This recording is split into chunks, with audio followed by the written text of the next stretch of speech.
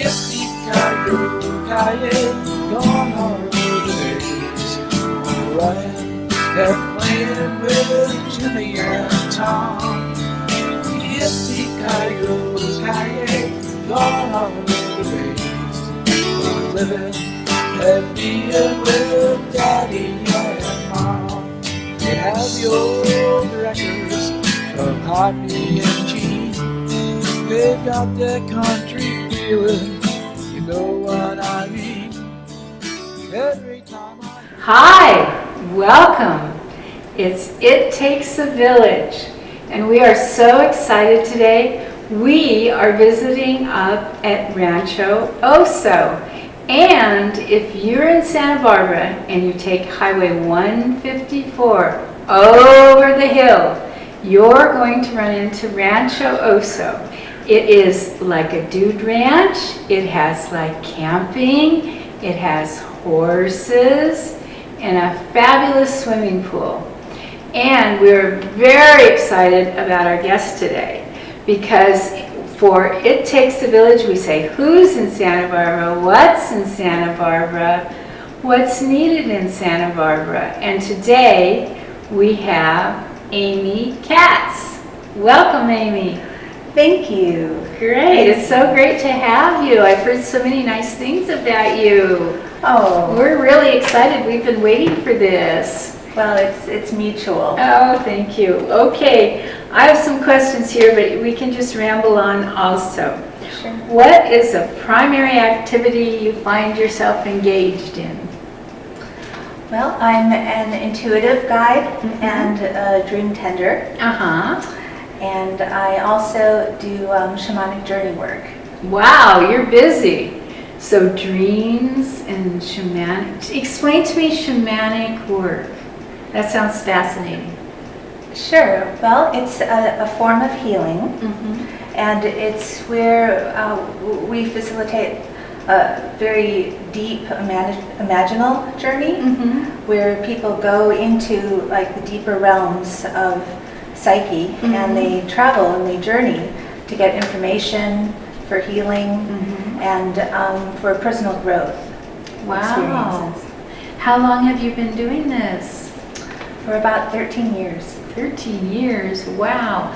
You know, another thing, I think that you do something at a place in Santa Barbara, is it Paradise Lost or Found? Yeah, Paradise Found. I'm an intuitive reader there. Oh, neat. So I do similar things. I also do tarot Wow. and clairvoyance. Oh. And clairvoyance is where you focus on an intention or a question, and then images come, and it provides very either literal or symbolic information that then someone can take to improve their life, to work through personal blocks, to kind of access their deeper creative potential. Wow. Are there many people in Santa Barbara doing this work? You know, not as many as you would find in other towns. Really? Yeah. So there's I mean, less? there's probably a couple dozen. People who do all different kinds of healing and intuitive work. But Paradise Found is the only place downtown that actually has a store as well as a space. I've been in there. It's such a fun store. It's on Anapamu across from the library. Yeah. Yeah, I love it. It's really a cute store. And so I'm there almost every Monday, Really? except when I'm in school, and I'm a doctoral student at Pacifica Graduate Institute. Wow, that's neat. So the dream tending goes on at Pacifica with Dr. Eisenstadt, is it? Yes, Stephen that's where Yeah. I first studied about 13 years ago, and that's what brought me to Santa Barbara.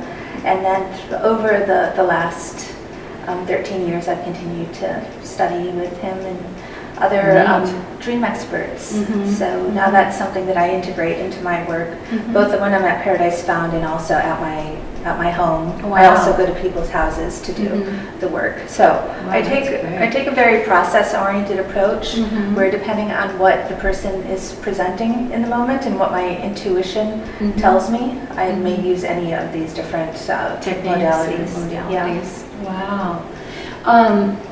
Tell me, is there any recent experience with someone that gives an example of what you might do with someone without revealing confidentiality or anything like that? Something that interests you that's happened recently? Sure. Well, I just came from doing a session today Mhm. down by the beach. Mhm.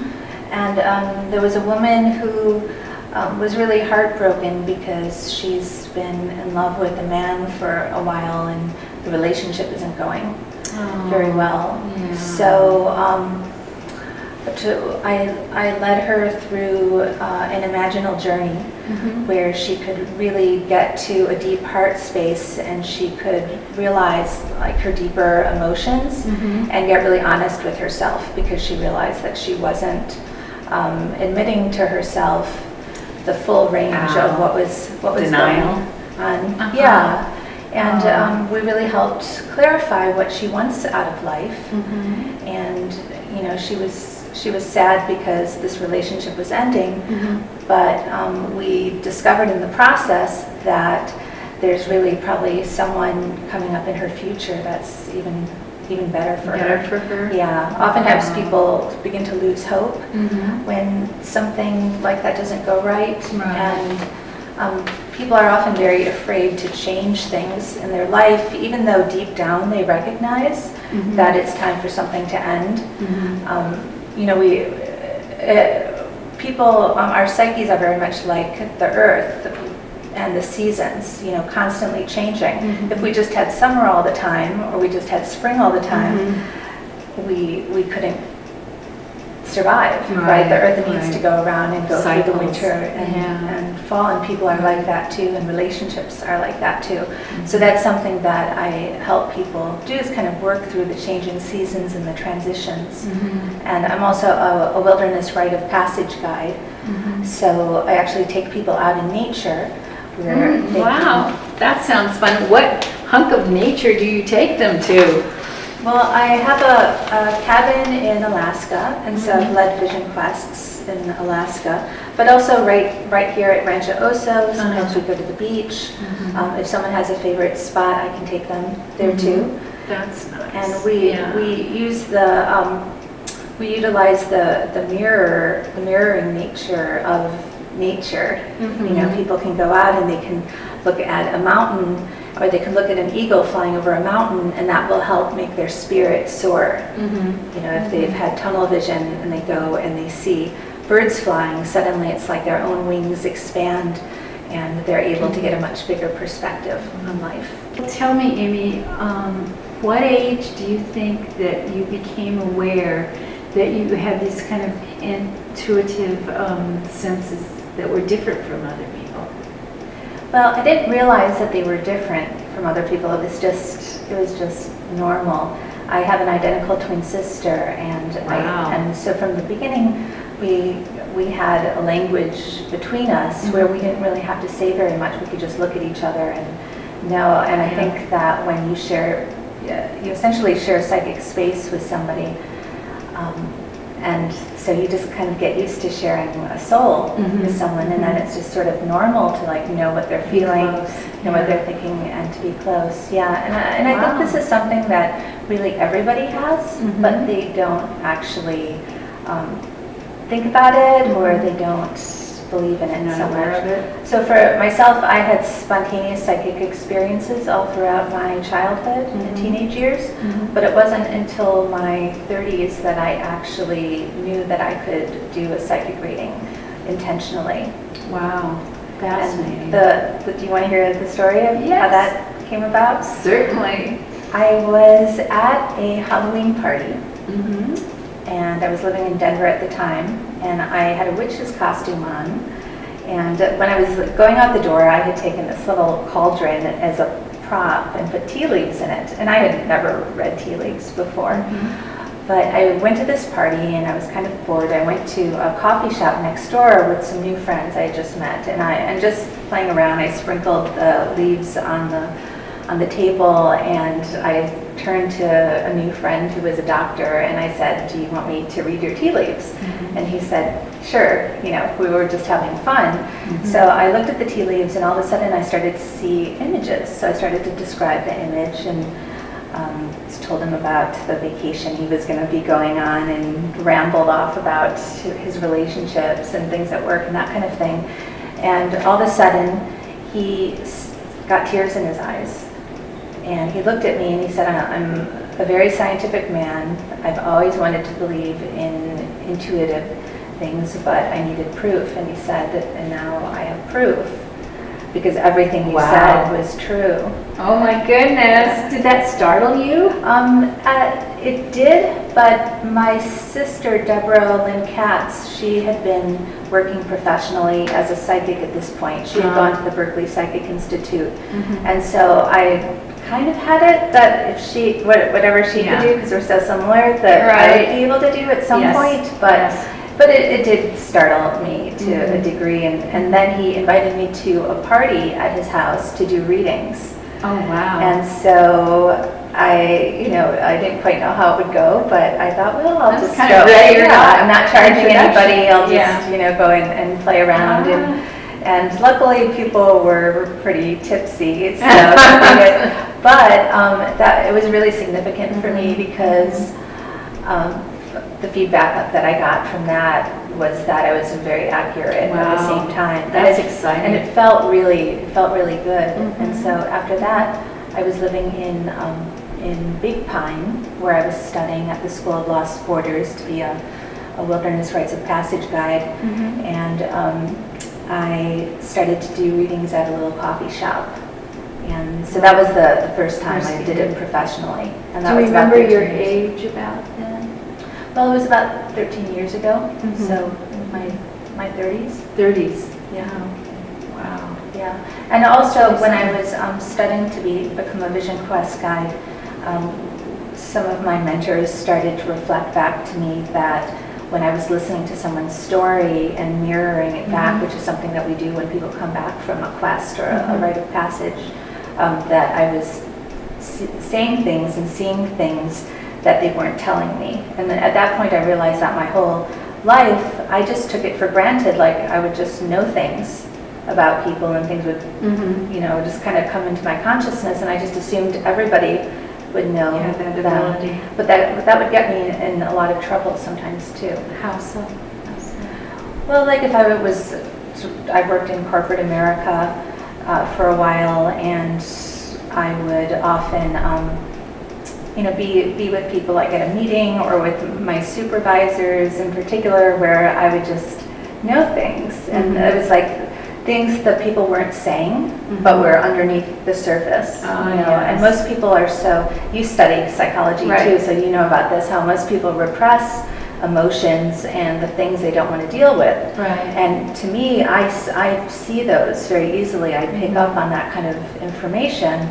And so I would just say it back or point it out, and I would come up against people's resistances, or it would really throw them off that I could see so much about them, and even today that it's a struggle that I tend to be someone who sees or brings forth what's called the shadow in Jungian psychology.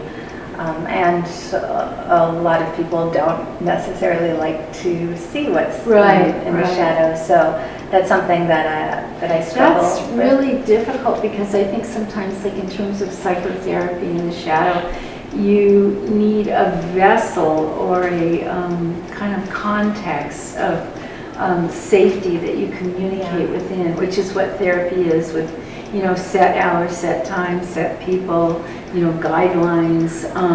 And within that context, sometimes people can face things they maybe couldn't in other situations.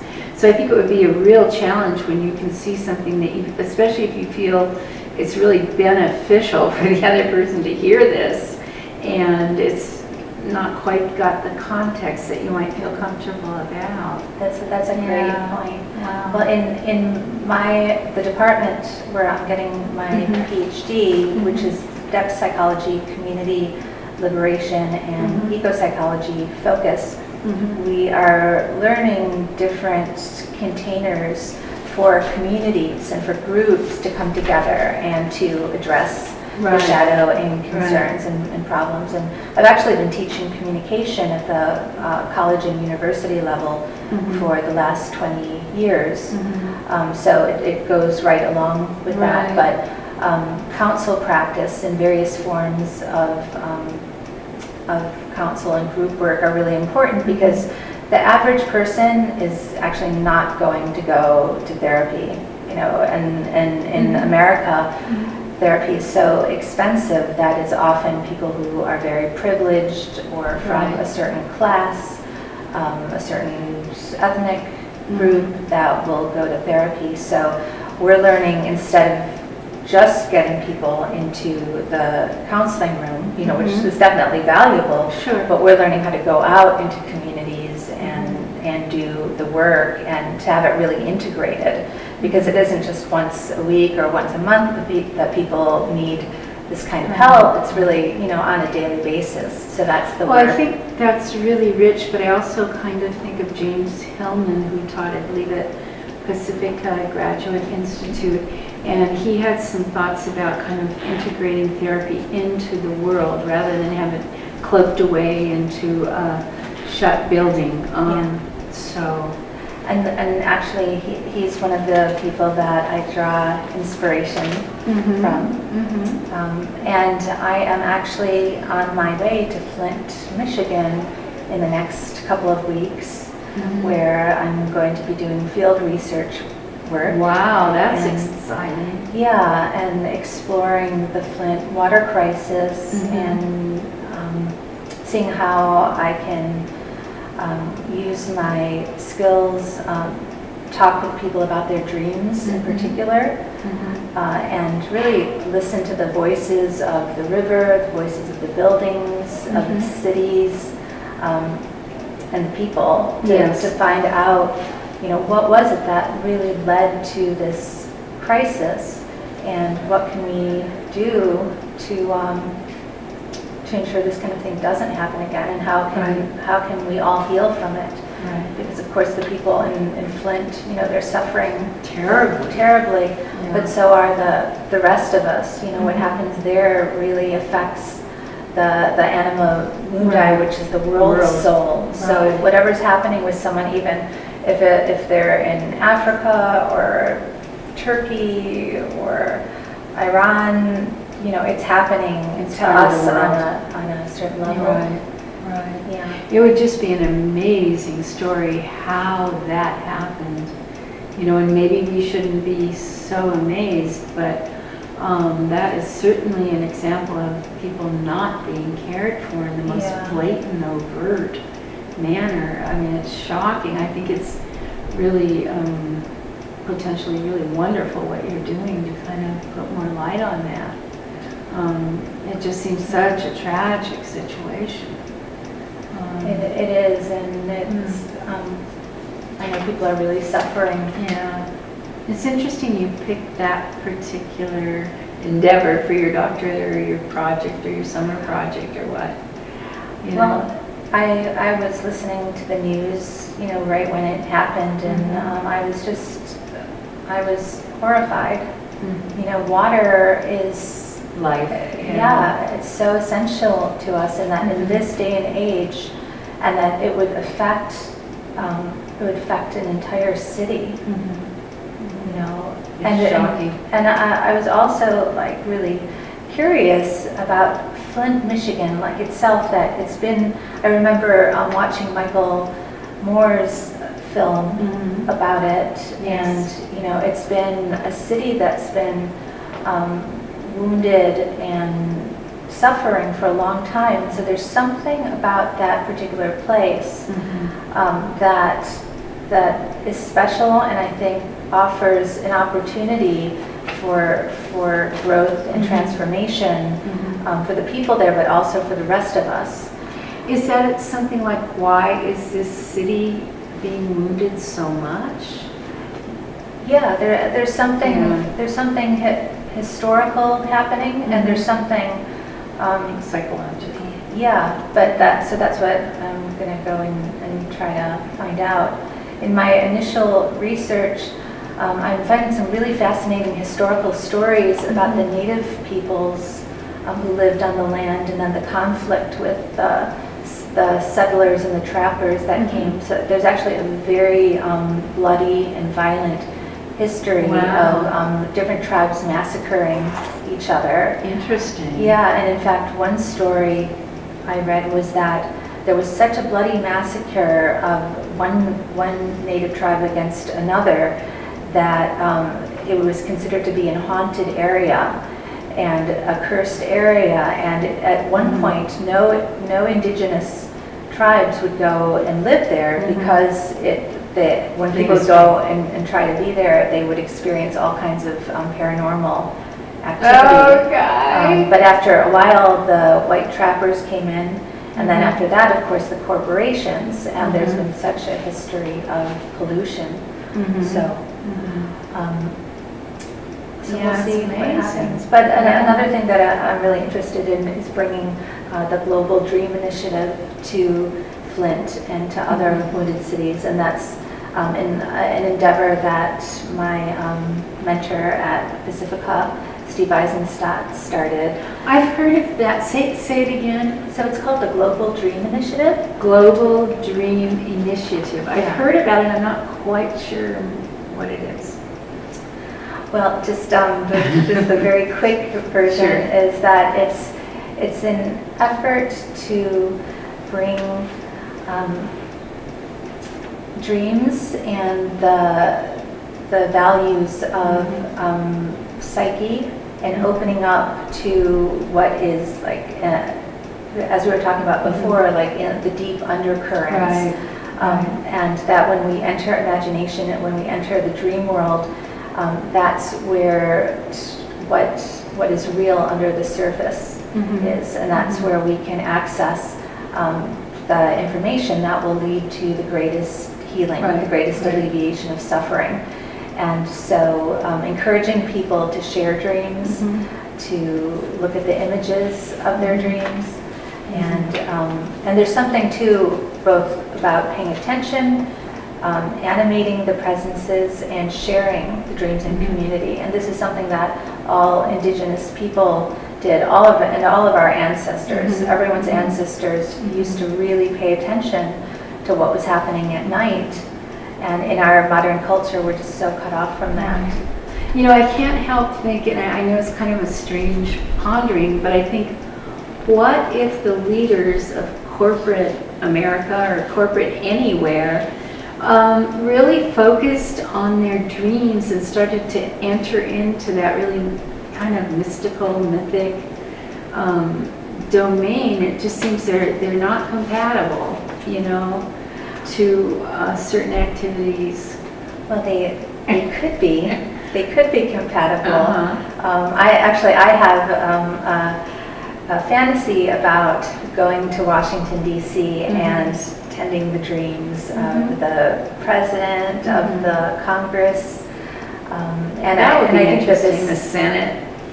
Oh boy. yeah, and I know that this is what, something that that Steve and other people who are involved in the Global Dream Initiative, that really this came out of work with the United Nations and the Earth Charter. Right. So I think the idea is really that no matter like what level you're at, if you're in a position of power, or if you're a community member who's trying to become empowered, that it's beneficial to pay attention to one's dreams. And I just really want to say thank you so much for coming to our program. I know we don't have a terrible amount of time left, but maybe you could tell me a little bit about Pacifica and what's going well, and a little bit about that institute.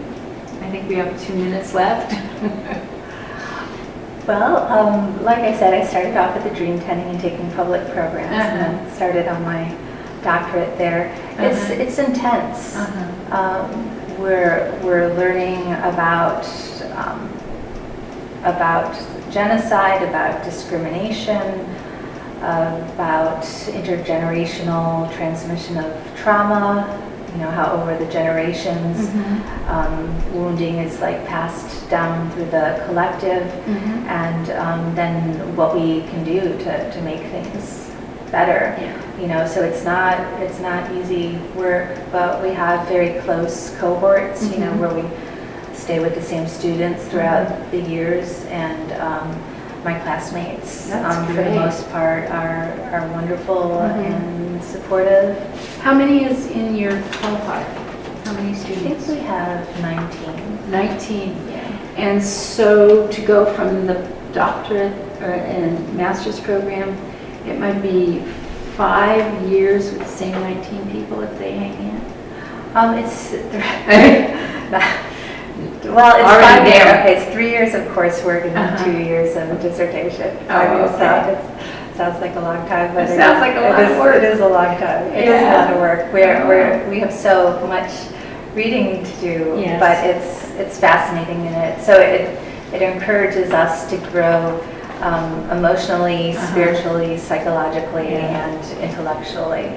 That's neat. That's really fascinating. What a life. Yeah, it's a great life. Amy Katz, I'm just really thrilled. You've really come through with some exciting things that are interesting to me. And it really is fascinating, all the people that we have in Santa Barbara. And, we have a lot of wealth, but one thing we do have to remember, that every night in Santa Barbara, there are children that go to bed hungry. It's our village. We need to not let that happen. So it takes a village, and Amy, it's been fabulous talking with you. Hi, I'm Bonnie from It Takes a Village. We're here on Ortega and Santa Barbara Street. What have we discovered? It's a Steve Nipper company. Let's go in and check it out. Hi, Steve. How are you? Hi, Bonnie. I'm great. Thanks for stopping in today. All right. What's going on around here? Well, we're here at Soul Wave, where we make people's water better. All right. And I'll say that you have a pretty good reputation in this town. How did you earn that? Well, with 23 years of service to the community and doing a good job and standing behind what we do, that's what we've earned. That's what I've heard. Yeah. And I just want to thank you, Bonnie, for helping us support It Takes a Village. We couldn't be happier. Thank you. You're welcome. Take care. And so we learned more about Santa Barbara. We have a company that helps the economy of people because of their prices, and they help your good health with good water. Very, very important. Thank you, Steve Nipper at Soul Wave.